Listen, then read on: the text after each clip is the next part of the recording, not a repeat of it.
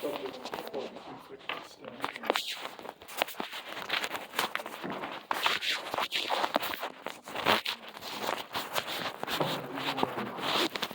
exam.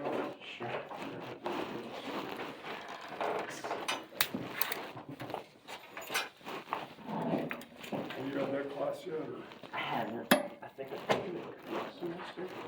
I should have taken it this semester, then.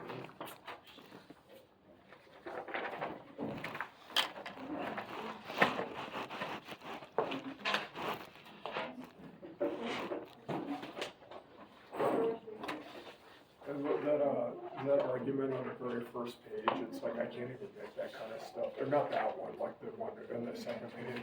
Or no, you know what, I don't think that's, never mind, that's not the one I was thinking of. But it's like I found it in like the logic book I had as an undergrad, and like it's about like Germany annexed Czechoslovakia or something, and I'm like, God, I can't like make this stuff up, you know? It's like really complicated.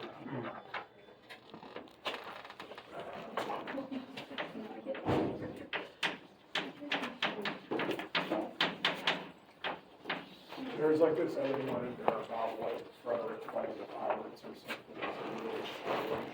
So really Like before break. Like, I think make sure they're not adopted classes or something. Yeah.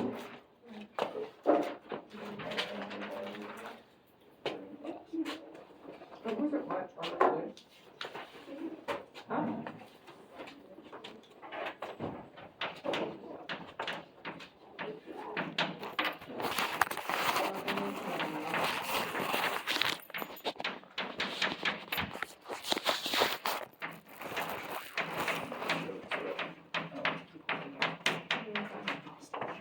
Don't mind on the cookies.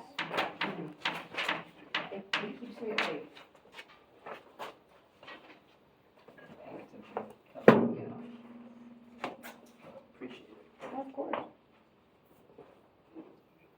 If you ever miss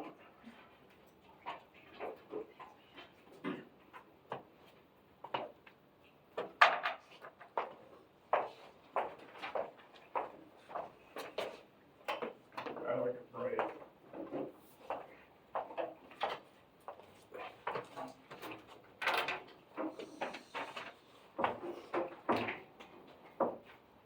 All right, guys, everybody have a good break? All right, glad to be back. Yeah. Yeah, right. Yeah, we're gonna finish strong, right? Okay.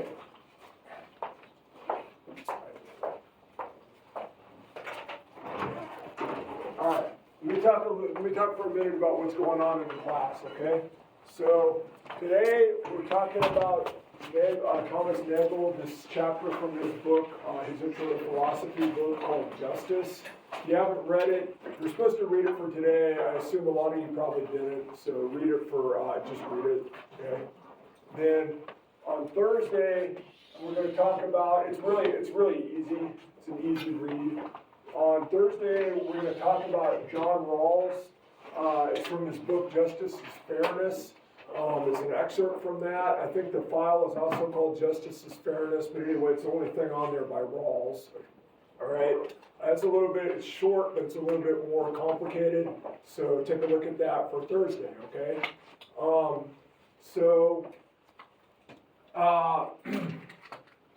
That's what we got going on this week, all right? So we're going to be talking about the idea of justice, today, and what philosophers are talking about when they discuss justice.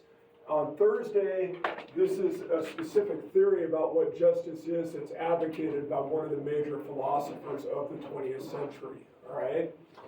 So on Tuesday, the 26th, we're going to be talking about Singer. And Peter Singer is one of the major utilitarian philosophers around these days. And he has a paper on kind of like justice on the international scale, specifically in the context of climate change, all right? So it's kind of an interesting paper. We're going to read that and talk about it on Tuesday, all right? On Thursday, the 28th, we're going to talk about free will and moral responsibility. Do you think what you think about free will might kind of affect what you think about ethics? should, right? Should play a major role there, right? So we're gonna talk about that on Thursday, the 28th. There's a couple things online to read for that. They're both short. We'll talk more about that as that date gets close. On Tuesday, the what is it? The 2nd now. There's a paper by Virginia Held about the moral responsibility of groups. Like, when is a group or a collective morally responsible? On Thursday,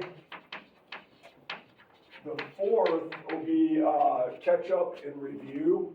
All right, so anything that we haven't taken care of, we'll take care of on that day. Do a little bit of exam review, and that means that Thursday, the 9th, what do you think happens on the 9th? Exam, yes. Okay.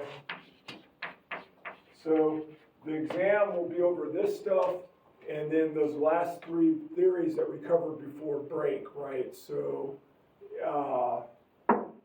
social contract theory, care ethics, and virtue ethics, all right? So, you know I wanted to spare you guys having an exam right before break because, you know, for one thing, like half of you were already gone. But also, you know, I know everybody's like all the professors are like having exams that week. So but the flip side of that is you gotta remember some stuff that happened before break, all right? So can everybody do that, hopefully? All right. Any questions on any of that? Going once, going twice, all right. So that's what we got going on, all right? So today, we're gonna start a new topic. We are going to talk about justice, all right? That's a part of ethics, right? This part of ethics we call justice, all right? So what do you think that means? What do you think that justice is? Fairness. That's a really good answer, right? That's a great answer, okay? So a lot of philosophers define justice exactly that way, right?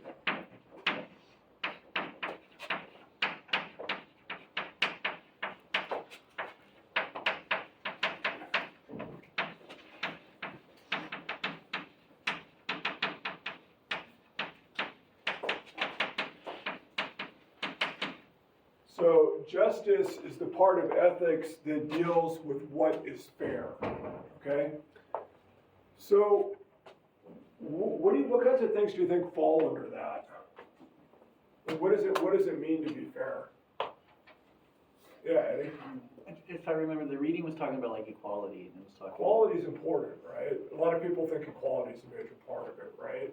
So what kinds of things was Nagel looking at to decide what was like, yeah. Wealth. What's that? Wealth equality. Yeah, that's really what he was concerned with, right? Do you think this could affect other things? Like there's other aspects of justice besides distribution of wealth? Yeah, like what are you thinking of? I mean, it could just be anything, really. Sure, like what? No, I mean, you're right. Like, Yeah. just making everything equal and fair. Everything equal, right? That's part of it. I mean, there's more to life than wealth, right? Like it could be other things as well, but other things are harder to equalize, right? That's why people talk about wealth a lot. Like, I mean, it would be nice if everybody was like equally healthy too, for example, but it's harder to equalize that, right? Yeah, what were you gonna say something? Like punishments for crimes and stuff. Yeah, that's something too, like you want, you know, there's a reason why they call it like the justice system, right? Like you want kind of a balance there, you want that to be fair. But mostly, it's like the distribution of wealth is usually what people are talking about in philosophy. But obviously, it's like a lot more broad. It can be much more broad, right? So before we go any farther with this, I'm going to hand out the study guide for this as well as the study guide for Rawls. Okay.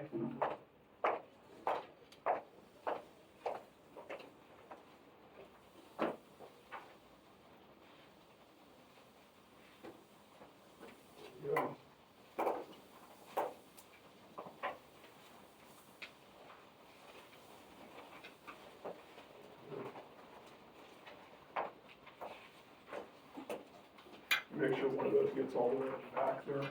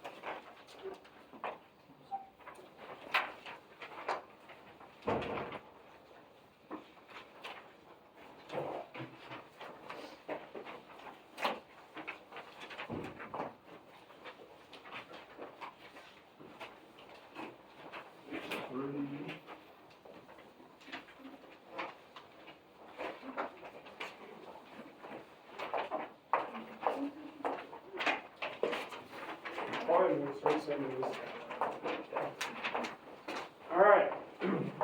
Everybody got two study guides? Okay, so, anyway, all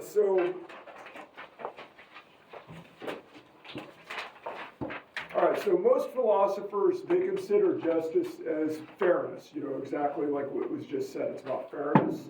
So justice is the part of ethics that deals with what's fair, what a fair society looks like, and how fair individuals should conduct themselves, or like how fair individuals should act, right? So, as you might expect, do you think philosophers agree on what justice is, like, what fairness is? Like, we don't agree about anything, right? So, like, we don't agree about this either. So, there's a lot of different philosophical theories of justice, and they reflect a lot of different theories about what is fair, or different attitudes towards what's fair, right? So, there's a lot of things that are going to influence your answer to this. One is the overall ethical theory. So remember, we talked about all these different ethical theories, and which ethical theory you endorse is going to really affect what you think is fair, right? Why do you think that might be?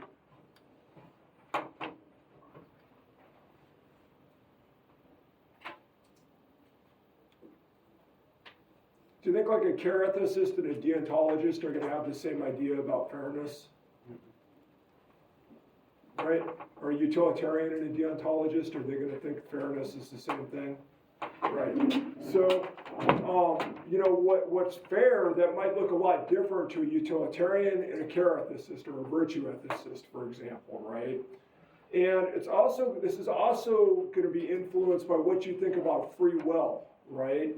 And whether you believe that people are responsible for their choices. That's going to play a big role in what you think is fair and what you think is just. And we're going to talk more about that like next week, okay? So one thing that just about everybody agrees on is that life is not fair.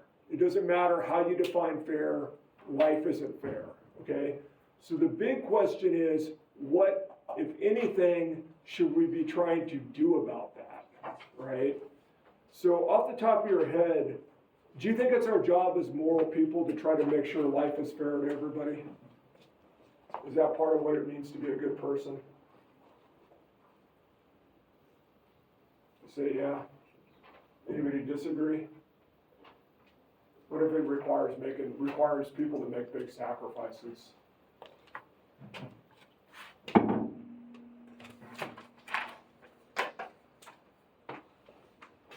Can anybody think of a way that like trying to make life fair for everybody is going to require sacrifices? It's going to require sacrifices, right? It's going to infringe on other things you think are important, right? So do you think it's your job to try to make sure life's fair for everybody? Or if you're trying to be a good person, you still say yeah? Okay, fair enough. All right. Okay, so justice can mean a lot of things because many aspects of life involve questions of fairness, okay? But what the readings that we're discussing for this class are mostly considering is what kind of society we want to live in, okay? So, and specifically,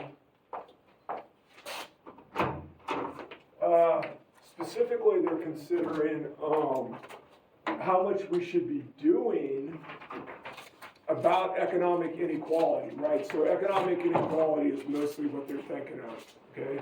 So this is a problem of what's known as distributive justice, okay?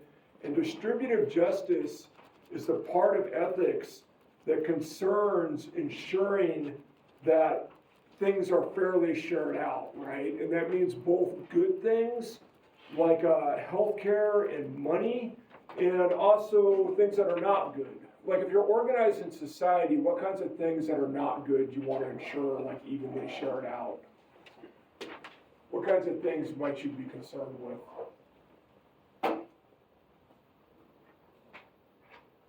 Like everybody wants a fair share of money, right? Because money's good, right? And healthcare is good. but there's things that are not good that you would need to be evenly shared out as well, right? What kinds of things do you think that might be?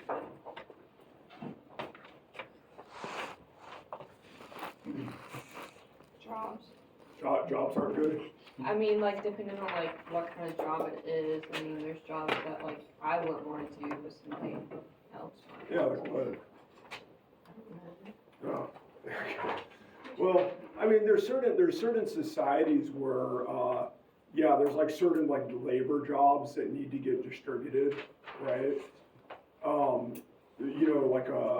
I guess like in, what comes to my mind is like in ancient Egypt when they were building the pyramids, right? That was like a form of taxation, which is like, so taxes have to be fairly fair shared out, right? And like like a draft, like wartime military service, or like any kind of job that people don't want to do, those have to be fairly distributed as well, right? So, distributive justice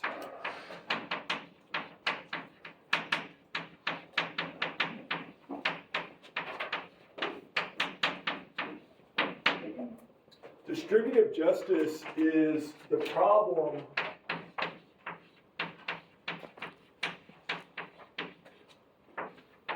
of deciding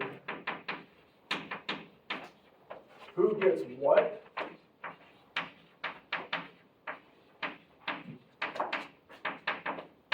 in a fair way. All right? So we want to decide who in our society is going to get what, like both the good stuff and the bad stuff, and we want to make sure that they get it in a way that's fair, right? So why is that thing going that way now? He didn't get it.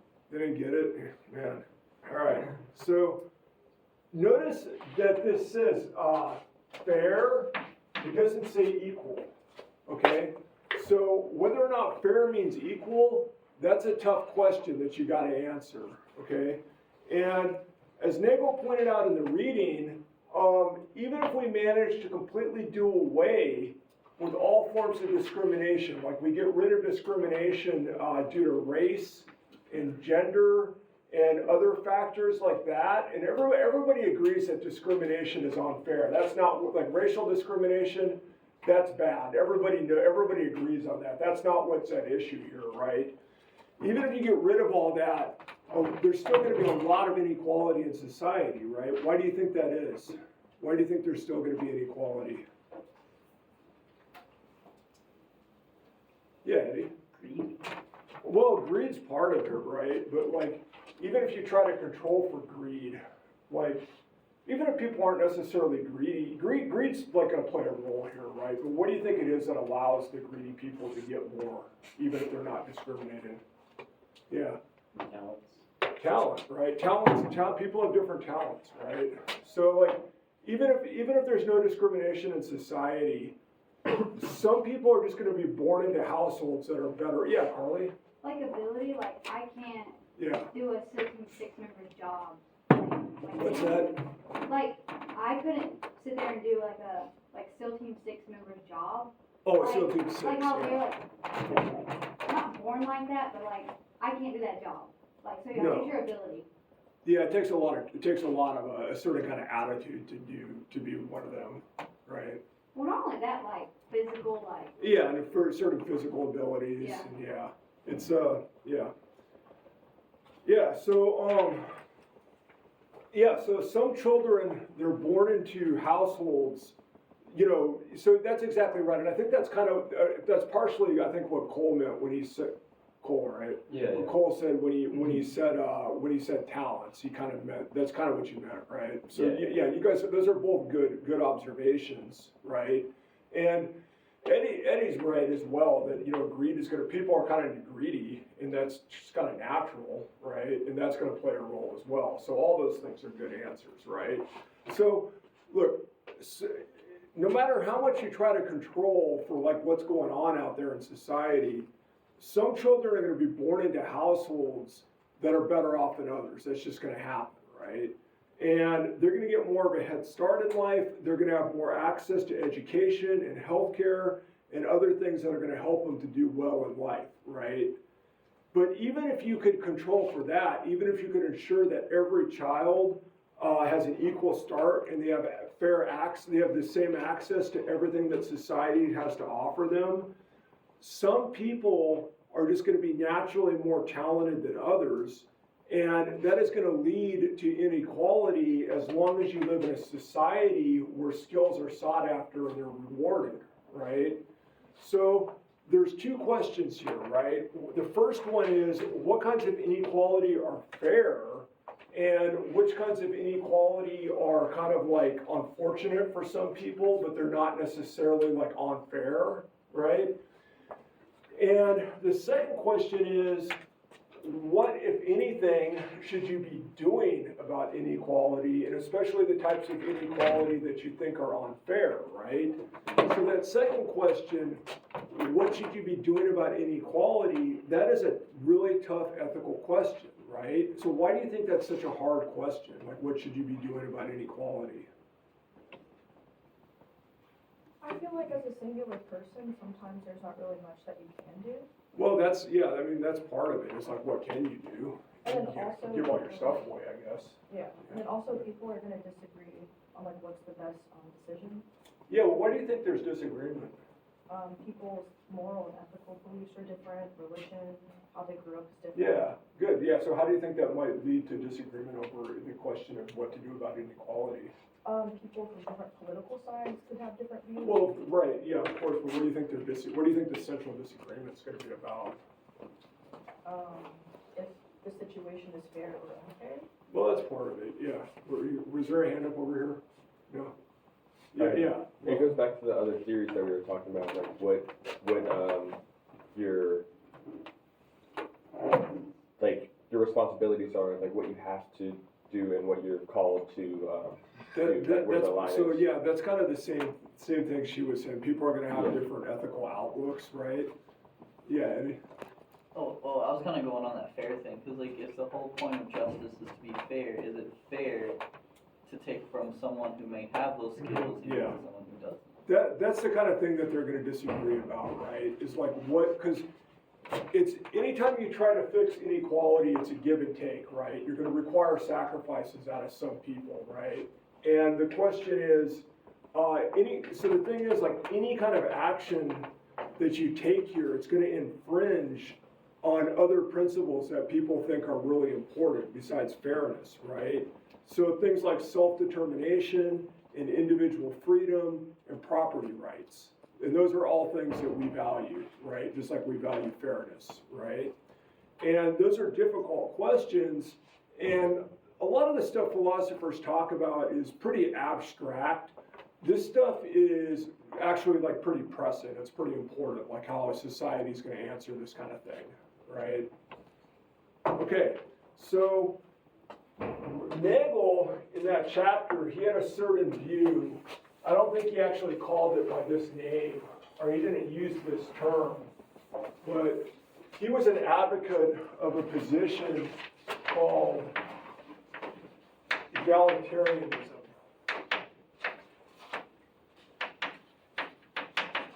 Okay, so egalitarianism is the idea that equality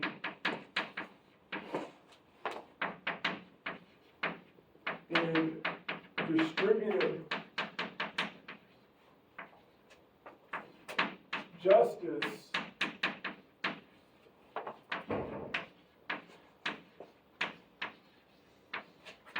should be promoted.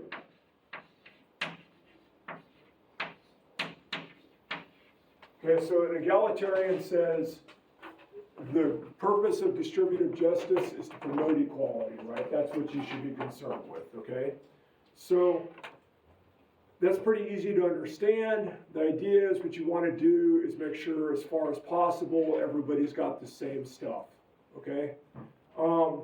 Now, an important question here when we talk about egalitarianism is this, like, what is it we're aiming for, right? So the first thing you gotta ask when you say that you're trying to promote equality and distributive justice, what exactly is the end state that you're aiming for?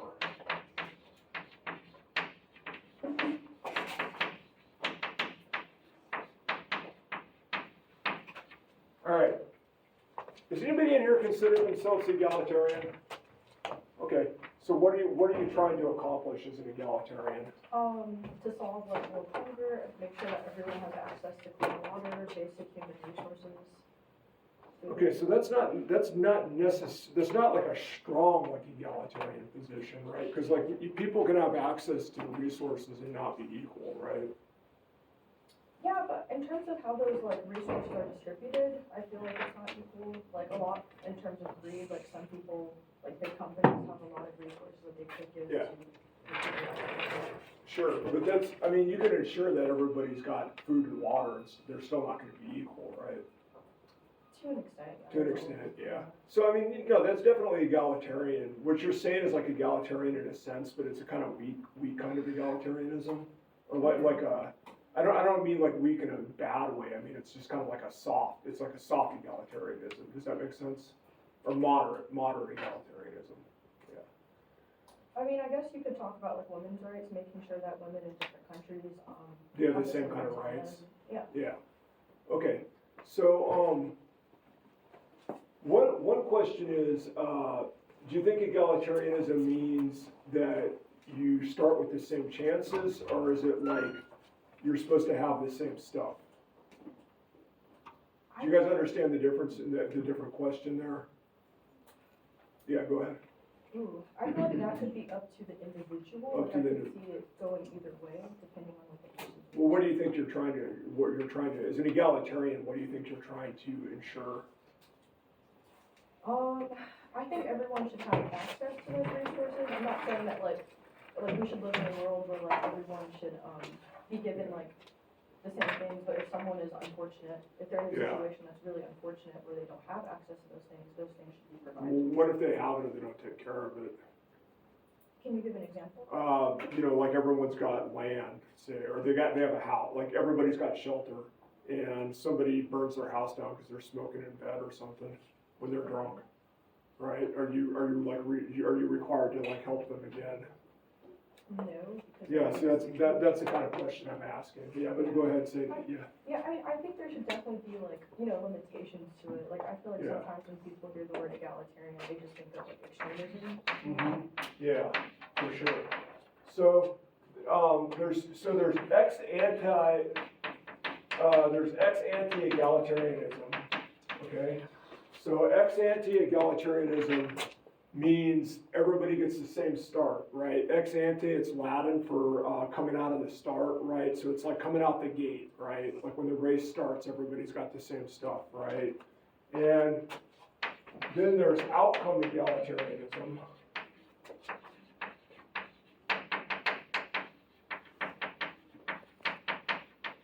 Okay, outcome egalitarianism is, that's kind of a stronger idea. It's the idea that tries to ensure that equality holds throughout people's lives from start to finish. Okay, so I think you can see those two approaches are going to differ a lot in how they want to structure society, right? Can everybody see why that would be? Yes or no? Yeah.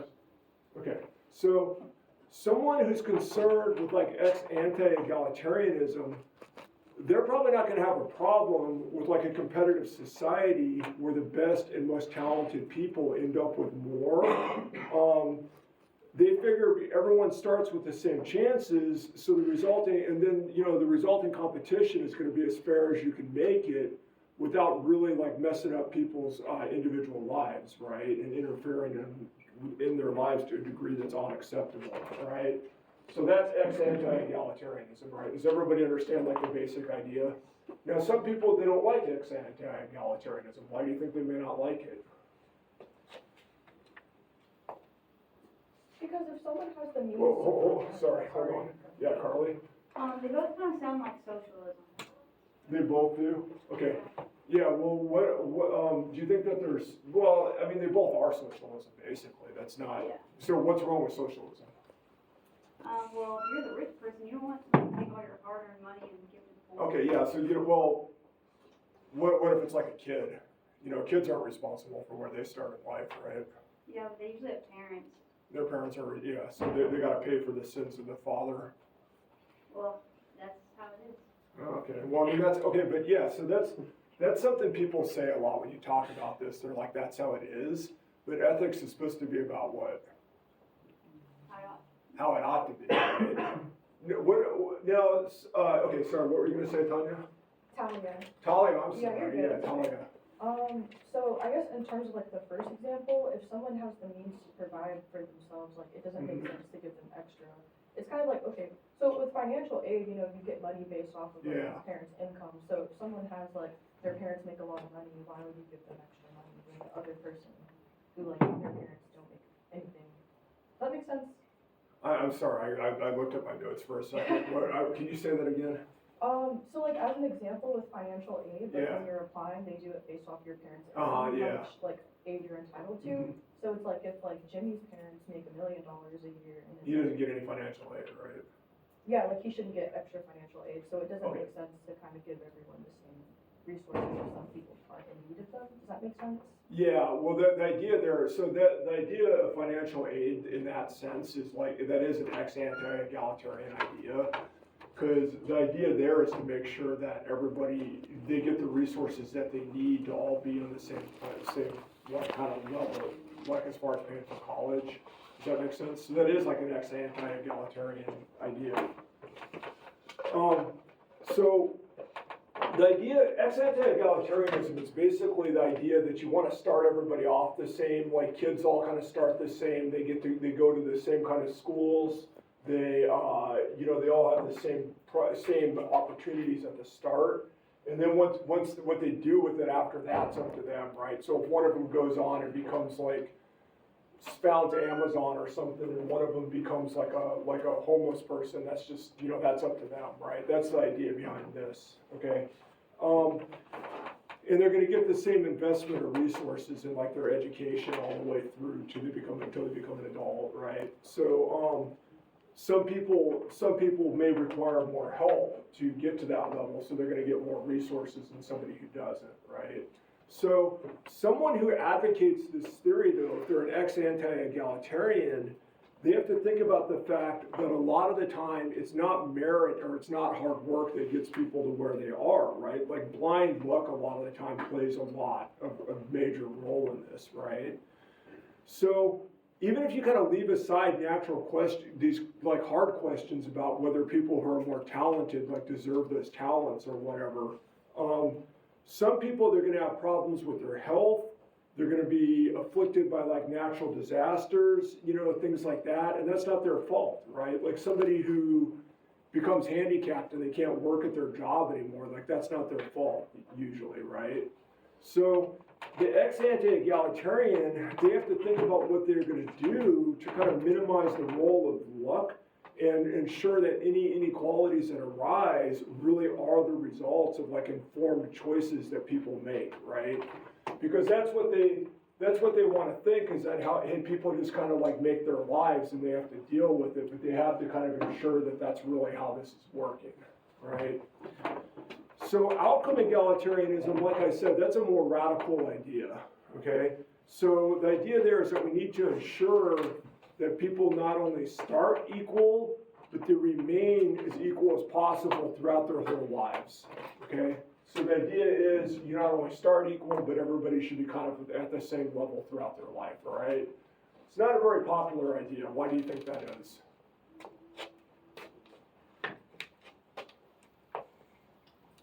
People can take advantage of that and rely on that. Oh, for sure. I mean, people are definitely, that's definitely a problem, right? People are going to rely on it. Yeah, so you're going to have freeloaders, right? Carly kind of like was pointing to that earlier, and that's an argument that people have against any kind of egalitarianism, really, right? They're like, hey, we work hard for our money, we should get to keep it, right? But that's especially a criticism that people especially have towards outcome egalitarianism, even a lot more than this one, right? It affects this one a lot more, okay? So if you really take this idea of outcome egalitarianism seriously, it requires like much greater constraints on people's autonomy than most of us would consider to be acceptable, right? So on the other hand, though, some people argue that if you really take equality seriously, you have to be an outcome egalitarian. Like, it doesn't make sense to say that you're egalitarian, but not be an outcome egalitarian. Some people say that, okay? So they say if you're only concerned with making sure that everybody gets the same start in life, even if you minimize the role of accidents as much as possible, there's always going to be people who still just make bad decisions. That's going to happen, right? And they're going to lose everything, right? And in outcome egalitarian, they say you can't turn your back on those people. Like, yeah, you got people, you know that they're like homeless or whatever because they made bad decisions, because they became like addicted or something like that. But you can't just say like, okay, we're done with them, we're not going to help them anymore, right? And that's an especially important concern if you think that free will, if you don't believe in free will, which a lot of people today don't, or you believe that free will is kind of limited, right? All right. I don't know, are there any, who's an egalitarian in here? You the only one, Talia? Is Talia the only egalitarian in here? I would like to say that. You'd like to say, okay, are you an accidental egalitarianism or an outcome egalitarian? That's what I'm- You don't know. Talia, what would you say, now that you've heard about the ins and outs of them? I'm finding out, I guess with the homeless example, like, I do have a lot of compassion for homeless people, Yeah. because it can happen to anyone, like, anyone can be addicted to drugs. I feel like it's not fair to just be like, oh, you fucked up, like, you're Yeah. useless to society, you know? A lot of people feel like that, right? Yeah. Yeah. All right. So, all right, so another question, so there's this question, what are we aiming for, right? So another question is, what are we trying to equalize, right? So in other words, how do you measure equality? What is it that you're trying to make sure is equal, right? So in the chapter, so obviously some of you read that chapter. What was Nagel like concerned with? What was he talking about? Like making sure that everybody's got the same amount of, somebody said it already. Wealth. Well, yeah, wealth, right? So like income and material goods, that's one answer, right?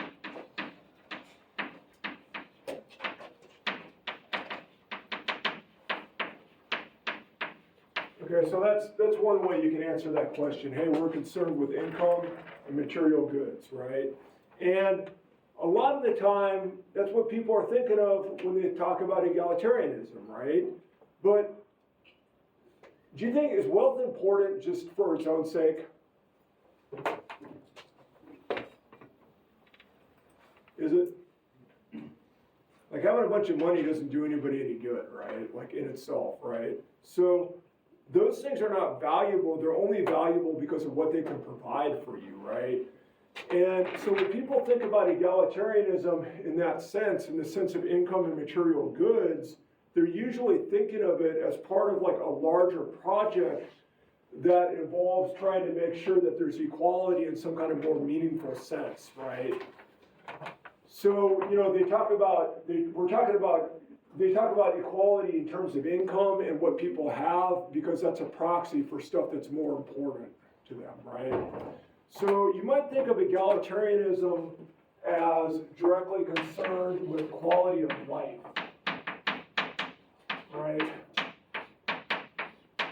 So that's one way you can answer that. Like you're just trying to make sure that everybody's got equal quality of life, okay?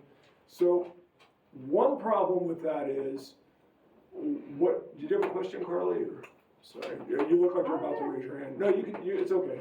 But I thought you were about to. All right, so one problem is that what the good life is exactly, that's a contentious question, right? We already saw that when we compared like Aristotle's virtues to like the medieval Christian virtues, right? What Aristotle thought was the good life, that's a lot different than what like St. Augustine thought was the good life, right?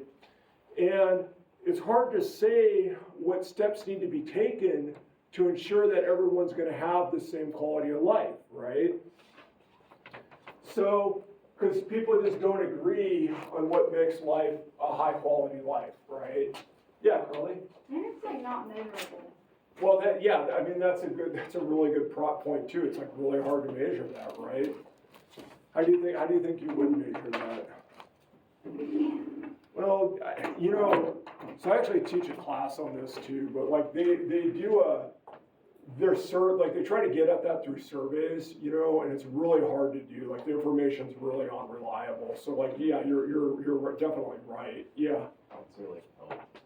What's that? Health is important. You said health? Yeah. Well, health definitely influences it a lot, but that's not, I mean, that can't be the only thing, right? Because you can be perfectly healthy and still have a not good life, right? And you can like be sick and be happy, you know? You can be sick and be happy too, right? Most people find that a little bit hard. Some people are really good at that, but like somebody could be really healthy and be like a prisoner, Like, yeah. So I mean, Carly, so people have different ideas about it, and Carly's exactly right. It's like really you can't really quantify it, right? So like that's why people keep coming back to things like income. They're like, hey, if everybody's got pretty much the same income, they can spend that on what they want to spend it on. Yeah, Carly. I feel like we should focus more on like equalizing opportunity rather than like resources. Oh yeah. So you're kind of one of these people, right? Yeah, and it's not in an extreme sense like that. Like, Yeah. maybe like, okay, you can go to school and you can go to school too. Okay. Like, So you can each go to elementary school. you might like this answer. You got to have resources, right? Well, not. I feel like opportunity and resources are kind of two different categories. You think so? Well, okay, so let me talk about what people mean when they say this. I think this might be what you mean, but let me just talk about it for a minute, and then you can tell me if this is kind of what you mean or not, okay? So, they get the resources to pursue a high quality of life, right?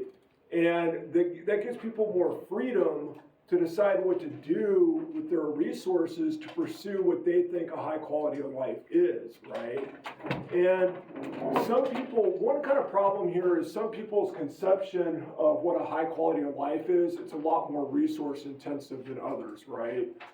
Some people, the quality of life, high quality of life is just like having a house like somewhere quiet, and some people, like their idea of a high quality of life might be like Downton Abbey or something, so like people are going to differ there, and whether you kind of take that to be like a serious issue or not, it kind of just depends on what you think you're trying to accomplish here in the first place, right?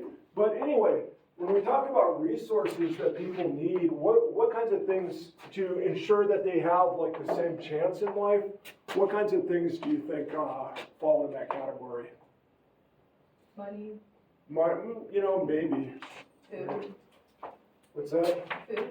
Well, yeah, food, Education. education. Yeah, education's a big one. What else? Shelter. Shelter, yeah.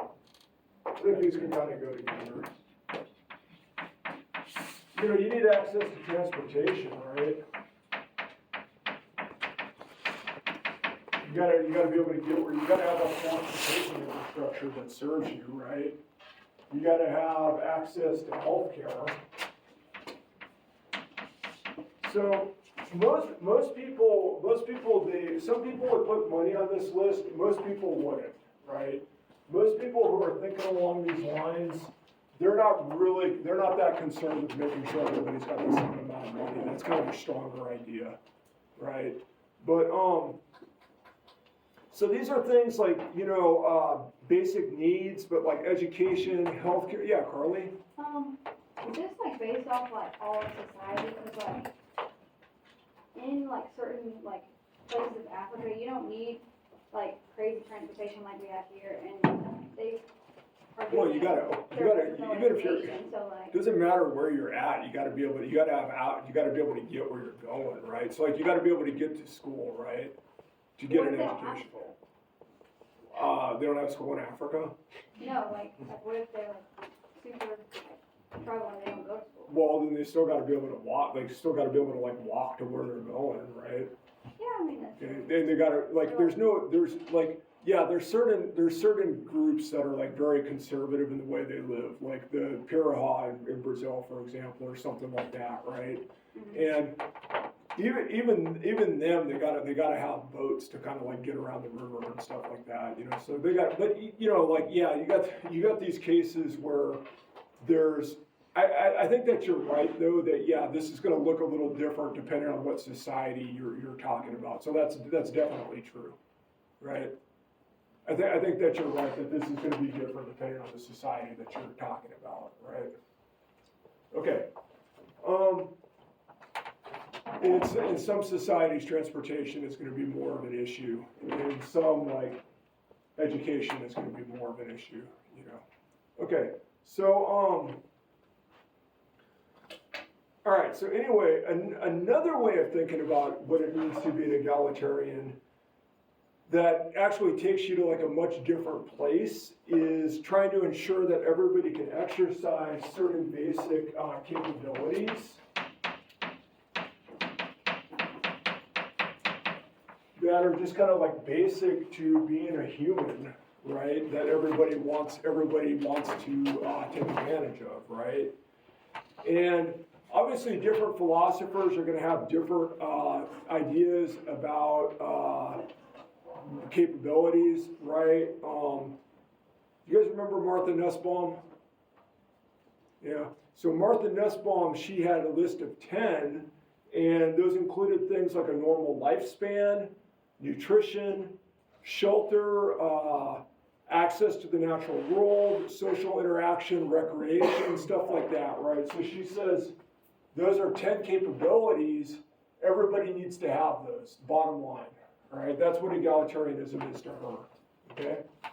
So one thing about the capabilities thing that makes it different from the quality of life theory or from the resource theory is that in a certain sense, it's egalitarian, in a certain sense, but it's not equalizing. Instead, it's what you call, this is kind of a crazy word, sufficientarian. It's a sufficientarian theory rather than an equalizing theory, all right? So on an equalizing theory, what's of concern is the difference between what people at the different levels of society can expect out of life, okay? And you want to try to minimize that difference. So the expectancy for the people at the bottom is the same as the expectancy for the people at the top. They can expect their lives to be equally good in whatever sense, right? Or as equal as possible, okay? So on a sufficientarian theory, what's of concern here is making sure that the people who are at the bottom level of society can live at a certain standard, okay? They don't care if everybody's got the same stuff as long as the people at the bottom are well off, okay? So in this case, to a capabilities person, what matters is making sure that everybody can exercise their basic human capabilities, all right? So does everybody understand the difference between a sufficientarian and a capabilities approach? What do you mean by basic human capabilities? Well, I just said that. So like different philosophers have different lists, right? They're basic things that you have to be able to do to have like a good, like basically a fully human life, right? And different philosophers have different lists. Martha Nussbaum, she had this list of 10, and there were things like a normal lifespan, shelter, adequate nutrition, nutrition to be healthy, access to nature, social interaction, recreation, meaningful work, things like that, right? She says everybody has to have those, right? Does that kind of answer your question? Now, I mean, I don't know. Can you think of something that's like not on that list? I'm sure I probably could. I'm sure, yeah. So different people are going to have different lists, and they're going to disagree. Yeah, but you get the idea, right? Yeah. Yeah. Okay. So I'm sorry I answered that way when I said I just said that. Like obviously I tuned out when you were talking to, so like I should not have done that. Anyway, apologize for that.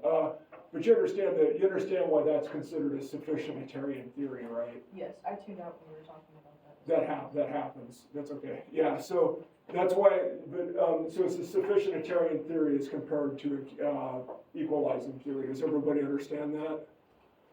Okay, does anybody find like one of those better, like a sufficientarian as compared to equalizing?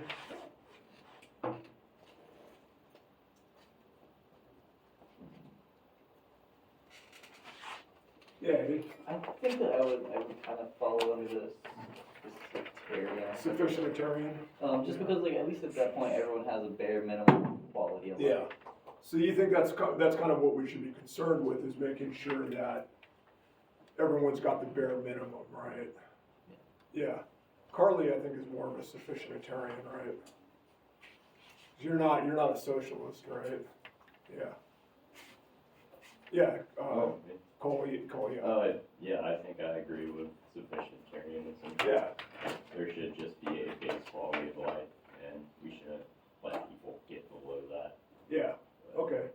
I don't think that equality is, I don't even think that that's really possible. Well, it's not, I mean, no. And yeah, I know it's how it's Sufficientarian, to be, yeah, sufficientarianism is really not possible Well- either, right? People are, in a big society, people are always gonna fall through the cracks, right? But like, these are like ideals that they're trying to work towards, right? Okay, yeah, there's no Marxists in here, this is Georgia, right? So, alright, so another idea is what it means to ensure equality is that you wanna minimize the role of luck, okay? So this is another idea about what equality is. You're just like, it's about minimizing the role of luck, right? So a luck egalitarian, what they prioritize is helping people who are in a bad situation because something happened that's not their fault, like a natural disaster came in or something like that, right? So above all, a luck egalitarian, they're always going to be an ex-ante-egalitarian, right? And they say that, like, look, we're concerned with making sure that people start off the same. After that, people's choices are going to make them diverge. Like, some people are going to do better in life, but we want to minimize the role of luck, like natural disasters, or being a victim of crime, or being a victim of like getting sick or something like that. We want to try to take those out of the equation and look out of the equation as much as possible, so that the way people do different, it really is a result of like their hard work or whatever. Okay, so that's like a luck egalitarian, all right? So you can kind of think, those are 4 possible answers, right? And you can kind of think of those as forming a spectrum, you know, from like this is the most egalitarian when it comes to like ensuring that people have like the same like strict equality, strictly equalizing, and like a luck egalitarian is like the least equalizing of these theories, and then these are kind of like in between, right? Can everybody kind of understand that? How those are like a spectrum? Okay, so notice that all of those things that we discussed, quality of life, resource, capability, luck, those are hard, as Carly pointed out, those are hard to measure, right? Especially all of those are hard to measure as compared to income, right? So income is usually where the discussion is. When people talk about egalitarianism or they talk about justice, like the focus is on, they talk about distributive justice, the focus is usually on income, right? Because you can quantify income, right? It's easy to quantify, and in most societies, income is a proxy for all that other stuff, okay? Does everybody understand what I mean by that when I say it's a proxy? Okay, so you gotta remember though, income is not the goal, it's a way of getting to the goal, all right? All right, so one thing that we should understand is that no matter which one of these we choose, equality in the sense that it's being discussed here, it doesn't mean that everyone gets the same amount of resources, right? Even if you're taking a strictly egalitarian approach, okay? So why do you think it is, even if you're like a strictly equalizing person, people are not gonna get the same resources get the same resources to work with. You guys understand what I'm asking? Does anybody not understand what I'm asking? Okay, so why do you think that is? Yeah, Carly? It's like people have different needs, like, Yeah. an adult's gonna eat more than a child, so they're not gonna eat the same amount of food. That's a good, yeah, you're exactly right. People need different stuff, right? So, what was you know what Karl Marx's most famous saying is? Does anybody know that? Said, each according to their ability, each according to their need, right? So even Marx was like, he was obviously like a strictly equalizing person, but he was not like saying that everybody's gonna get the same stuff, right? So, some people, for whatever reason, and the example of student aid is an example like this. In order to get everybody into the same place, some people require an investment of more money, right, to help them out. But some people, for like whatever reason, they require a greater investment of resources in order to have an equal life experience, right? So, like, suppose that somebody's born so she can't walk. She's just like born like that, right? You got to ensure that she's got access to a wheelchair or she's got some other way of being mobile, right? So she's also going to need extra income. If she can't get it herself, she's going to need extra income to make sure that she can repair that stuff, to make her home wheelchair accessible, right? And she's also going to need like public funds to make sure she's got access to like public buildings and things like that, like there's ramps and things like that, right? So if you're a quality of life egalitarian, you're going to say, look, there's going to be this inequality. You got to invest different resources into different people to make sure that it's just kind of necessary for these people who like can't walk or whatever to have the same quality of life as like somebody who can walk, right? And if you have like a different kind of theory, you'd say, look, this person just requires an extra investment of resources, or you're trying to rule out the role of luck, or you're trying to make sure that she can get as near as possible to exercise her capabilities the same way as other people can, right? All right, so does that make sense to everybody? Like, yeah. How would you even begin to randomize it? Isn't it kind of random? I mean. Okay, yeah, so I think you missed the key idea there. You're not trying to get luck involved, you're trying to get luck out, right? So as somebody who's a luck egalitarian, they're an ex-anti-egalitarian. They say you want to start everybody off the same, and then the people who are hardworking and they're talented, they're going to do better than others, and that's just that's how it should be, right? But they want to try to get luck out of the equation as much as possible, right? So like, if you and me are equally hardworking people, and we started off the same, and then there's like a tornado that blows my house down, they're like, that's not how, there should not be inequality because of that. So then like, you're required to like help me rebuild my house. Does that make sense? Yeah. Okay. All right, so it's kind of like luck egalitarianism, maybe a better name for it would be like anti-luck egalitarian, okay? Does everybody understand that? Okay, so when we talk about egalitarianism, we're usually talking about how we would like the society to be set up where we live, right? That's usually what we're talking about. But this raises the question, if you're concerned about equality because human beings have equal rights, why should you stop at national borders, right? So you consider America specifically, America is an extremely inequitable society, right? In America, there's widespread differences between standard of living and income that are unlike those in any other Western industrial nation. It's really crazy here compared to other places, right?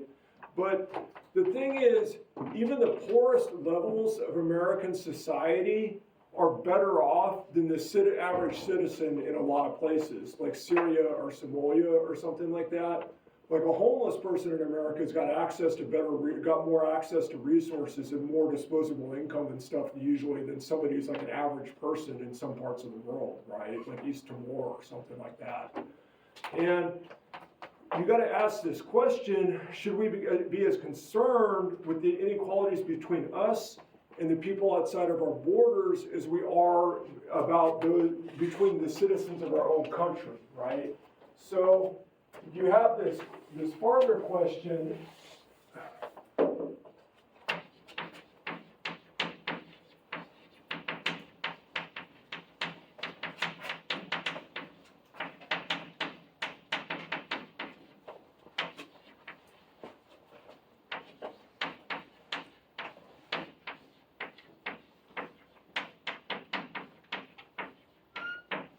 All right, should distributive justice be national or international?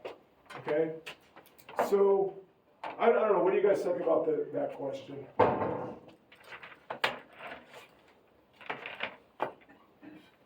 I think it should be international. You think it should be international? Because people are people, right? Like why should, yeah, Ruby says yes too, for the same reason. Yeah, you say yes. I feel like if we have the resources to help them, then why should we? Okay, do you think that there's any reason, okay, yeah, Carly? I feel like no, because we Okay. definitely don't have that many resources. What if we did? Well, we don't. Okay, yeah, I mean, that's okay, yeah. You know, it's some countries wouldn't want to be interfered with. Someone would want to, yeah, that's a point too, there's autonomy as well. So the question is not like, do we have enough resources to give everybody in the world the same amount of stuff, right? It's kind of like, look, you can give, if you invest like, you give an American, like, just say you just gave them like $1,000, right?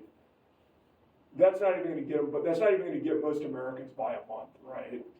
If you gave somebody in, I don't know, like Moldova, $1,000, they could live for a year off that, right? So the question is like, do you put the resources where they matter the most, or should you be looking at your own country first? I just feel like, imagine if everyone in America donated $1. Like, imagine what that could do. Yeah, well, that's a point too, right? I mean, what if everybody in China did that, it'd be better, right?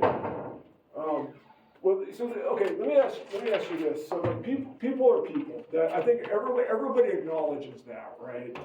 Do you think that there's any? So nobody in their right mind is going to say like, well, I should say nobody in their right mind. So make sure you remember that, because there are definitely people who say that, but nobody's going to say like Americans are just matter more, right? They're not going to say like, I just think that Americans are better and they count for more.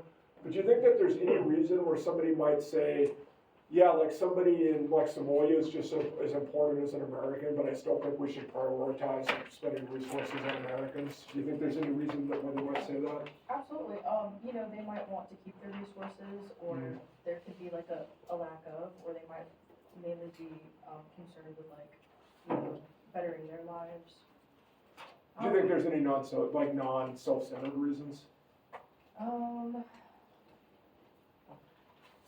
Not that I can think of. Okay. I feel like we need to fix ourselves first to try and help others. That's one thing you might say is like, hey, charity starts at home. You gotta fix where you're at first. And you know, like, if you're gonna help others, you gotta have your own house in order, right? Yeah, Yeah, like you're gonna feed your kids. I got you, Wendy. I'll get you. Like feed kids in Samoa. Like you're not gonna let your own kids go hungry. Well, To feed like people in Samoa. the idea is not necessarily that extreme, right? But like, should you, so we're not talking about necessarily like that crazy utilitarian thing, you know, but like, should you, you know, if you're like setting up society, should you prioritize somebody in Somalia like the same as somebody in America, you know? Or, yeah, Ruby? I think like people in America complain a lot, like, oh, our gas prices are like $3, Yeah. I can't afford that. But like people in like other countries, like third world countries, like don't even have clean water. I feel like- Yeah, I mean, I think that's important, right, to realize, and that's one, like, that's kind of what I'm asking, is like, should we be as concerned with that as we are with like problems in our own country, right? Yeah, Like, of course, if we had unlimited resources, it should Yeah. be global, but I think that the government has like a duty to its people. there's kind of like a social contract. Yeah, there. like going back to the social contract theory Yeah. where it owes to the people or to its citizens to protect and uphold them rather than someone else, because they also have their government Yeah. to uphold them. Okay, so this guy Peter Singer, I mentioned him a few times. We're actually going to read a lot of his stuff from this point on in the class. But he had this kind of powerful metaphor to think about. If you're like walking down the street and you're in your nice clothes, right? And you're in like your best clothes, and there's like a child who's drowning in like a puddle, like this pool of water that's like this, but it's like muddy, nasty water, okay? But it's like 3 feet deep. This little kid's in there drowning. Should you get in there and help that kid? Yeah. Yeah. Who says yes? Okay, but you're gonna ruin your clothes. It doesn't matter. Okay, it doesn't matter. Okay, but there's kids right now starving in Somalia, and we spend money on clothes instead of feeding those kids. Like, what's the difference? Does everybody see what he's saying? Like, the fact that that kid's in Somalia and that other kid's right in front of you, that doesn't matter, man. That's a dying kid both ways, right? I Yeah. also want to add, not to like get political or anything, Yeah. but like we profit off of those countries as well, like the Yeah. people who live there. You know what? We're gonna talk about that pretty soon, next week, but go ahead, yeah. But yeah, with like certain companies who exploit these Yeah. people, yeah, that's what I'm saying. Like Yeah. India, yeah. Yeah. What were you gonna say? I was just thinking, kind of like lost my train of thought after that, but I agree with that completely, what you said. Yeah.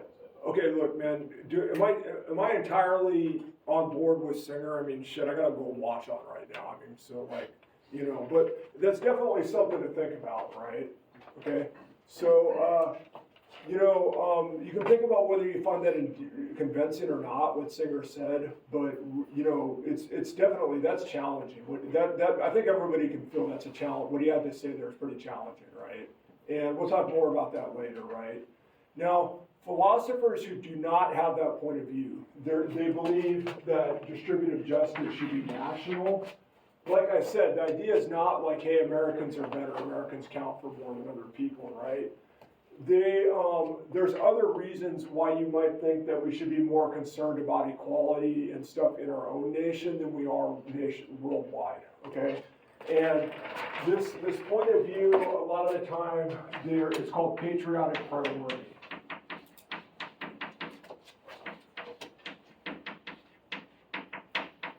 Okay, and the reasons are like this, right? One is, you know more effectively what kind of aid is needed in your own country, okay? The closer to home you get, the better you know how resources should be distributed, right? So farther, it's logistically easier and more efficient to distribute that aid, and that's going to result in more good being generated per dollar that you spend on helping others, right? So help within your own country is out, and in fact, like within your own community, the closer you can get to where you're at, it's just inevitably going to be more efficient, right? Does that make sense? Okay, so in addition, they say, look, patriotic priority, it contributes to social stability, okay? Because the worst off people in America are going to resent, they're possibly going to violently resent aid being sent somewhere else instead of being given to them, right? Like if you're like homeless in America, you might be like, why are we sending money to like Moldova? You know, like I'm homeless, right? And anyway, so clearly, you know, this is like a difficult issue, okay? Because practical and moral considerations might pull you in different directions here, okay? So does everybody kind of understand this? Like it's tough. It's a tough issue, okay? All right. And finally, to be even-handed, we should talk about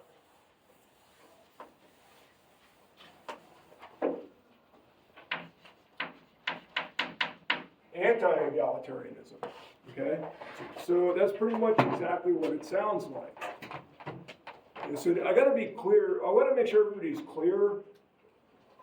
Nobody is advocating for like racism or sexism or inequality on that basis, okay? Everybody agrees that's bad, okay?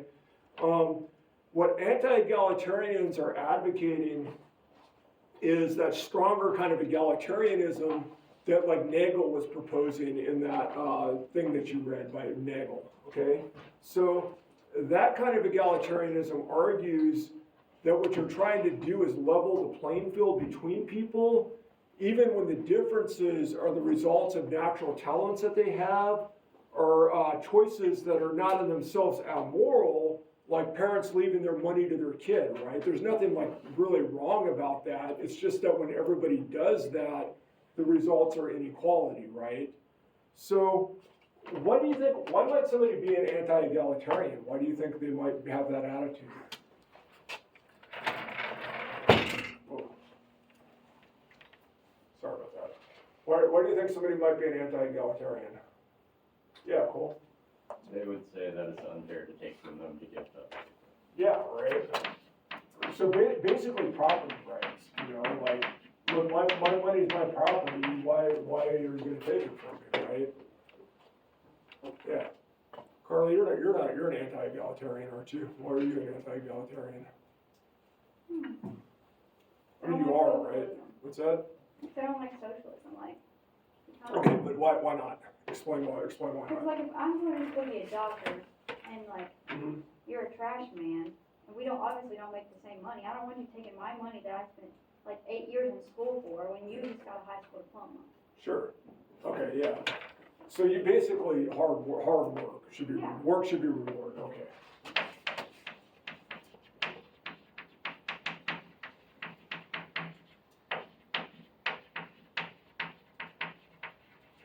What if it's somebody with a PhD in philosophy who spent as long as, so like, what, you know, like I spent like 3 times as long in school as most medical doctors, right? You think I make the same money? No. Okay. Maybe I'm not, I may not be. They're as bringing important. in money. Like, if you think about it, they're like saving people's lives. Yeah, no, I'm just messing around, but yeah, like, some people, the amount of money that you make is not necessarily equatable with how long you spend in school, right? Yeah, I mean, you're correct, but like, Yeah. people, if you're going to college, you're choosing like. No, I know, yeah, I could've gone to medical school instead, I just didn't do it. Yeah. If they're more like family oriented, they might see something they can, Oh, yeah, so it's kinda like, you know, like what they already have on the floor, so if they started better with it, yeah, that's the work of mine. that's a good reason. All right, guys, look, I gotta stop, we'll stop right here, we'll pick this up on Thursday. We'll talk about anti-egalitarianism. What I'm gonna do right now is give you back your your quizzes. So you didn't take the last quiz, you can go, okay? And no pictures, man. Pictures are they're a privacy concern, okay? So just use your pen, okay? All right. So if you weren't here for the last, didn't take this last quiz because you were gone or whatever, just take off. We'll see you later, okay? Jada Allen. Megan.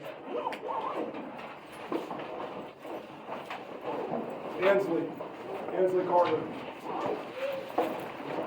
Carly.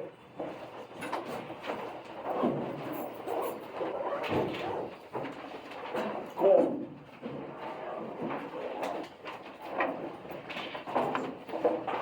Nara.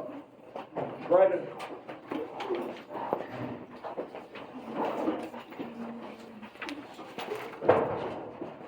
It's Hobbs. It's you, right? Yeah. So what's your first name? My great what? Yeah, I'm sorry. No, it's okay. Thank you. Cameron. Kendall. Walker. I got 100 on this. Adriana. Where the hell is she? Liliana.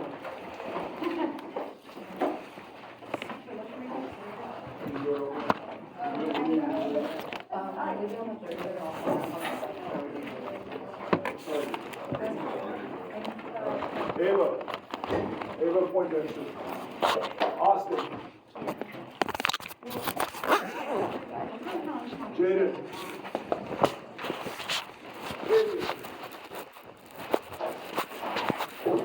Eli. Eli.